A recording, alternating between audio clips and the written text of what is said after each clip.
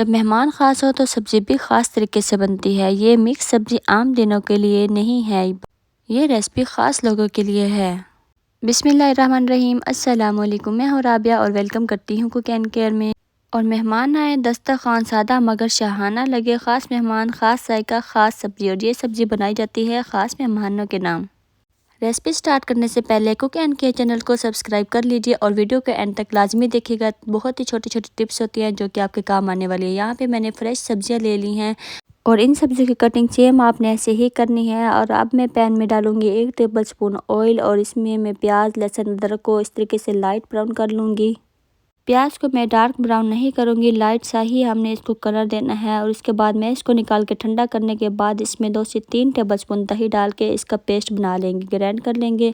और अब मैं ये देखिए लाइट सा कलर हो चुका है, इसको मैंने निकाल लिया है। और अब मैं इसमें 1 चम्मच ऑयल डालूंगी और इसमें बोनलेस चिकन के इस तरीके से छोटे छोटे क्यूब्स में कट करके मैंने इसमें डाल दिए हैं। और इसको 1 मिनट के लिए हम फ्राई करेंगे।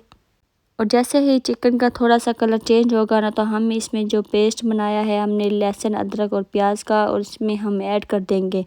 और ये देखें इसका जो कलर है वो गोल्डन सा हो चुका है। और मैं इसमें ऐड कर दूंगी पेस्ट।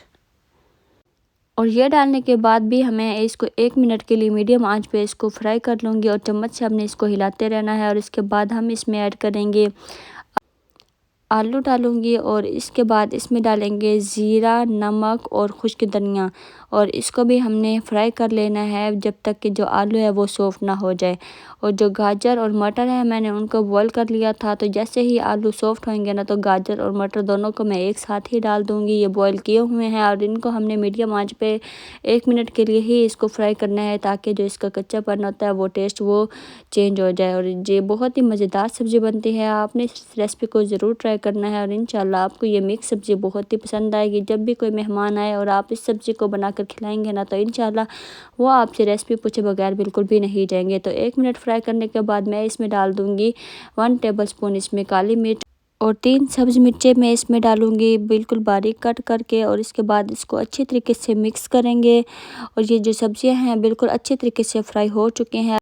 तो बर्तन मैंने थोड़ा सा बड़ा ले लिया है, क्योंकि इसमें शिमला मिर्च और बंद गोभी भी इसमें रहती है, तो उसमें मिक्स करना थोड़ा मुश्किल हो गया था, तो इसलिए मैंने इसका बर्तन जो चेंज कर दिया। और अब मैं इसमें डालूंगी करीम। तो यहाँ पे जो सब्जियां हैं अच्छे से फ्राई हो चुकी हैं। करीम डालने के बाद 1 मिनट के लिए हमें इसको अच्छी तरीके से फ्राई कर लेना है। आप इस पर फ्रेश मलाई भी डाल सकते हैं। तो अब हम इसमें डालेंगे बंद गोभी और शिमला मिर्च। और इसको हमने ज़्यादा नहीं पकाना, 1 मिनट मीडियम आंच पे इसको फ्राई करने के बाद आपने गैस को फ़ौरन से कर देना है बंद। और इस सब्ज़ी में मसाले बहुत ही कम यूज़ होते हैं और ये बहुत ही कम टाइम में बहुत ही टेस्टी सब्ज़ी बन जाती है। और इस सब्ज़ी को ट्राई करने के बाद इंशाल्लाह आप इस सब्ज़ी के फ़ैन ही हो जाएंगे। अगर आपके घर के बच्चे भी सब्ज़ियाँ नहीं खाते, वो भी इंशाल्लाह ये बहुत ही खुश होकर खाएंगे, क्योंकि ये बनते ही इतनी मज़ेदार है। और ये जो सब्ज़ियां हैं ये बिल्कुल भी मैश नहीं हुई, बिल्कुल सॉफ्ट और खड़ी खड़ी सब्ज़ी बनी है। और सब्ज़ी को फ्राई करते हुए 1 मिनट हो चुका है और जो सब्ज़ी है वो बिल्कुल तैयार है। और अब मैं इसको प्यारे से बर्तन में इसको डालूंगी। और सब्ज़ी जो है वो बिल्कुल खड़ी खड़ी है, बिल्कुल सॉफ्ट, और ये बहुत ही टेस्टी सब्ज़ी बनी है। और इसकी जो खुशबू है पूरे घर में फैल चुकी है। जब भी खाना बनाते हैं ना, तो पूरे घर में जब इसकी खुशबू फैल जाती है, इसका मतलब जो आपका खाना है वो बहुत ही टेस्टी बना है।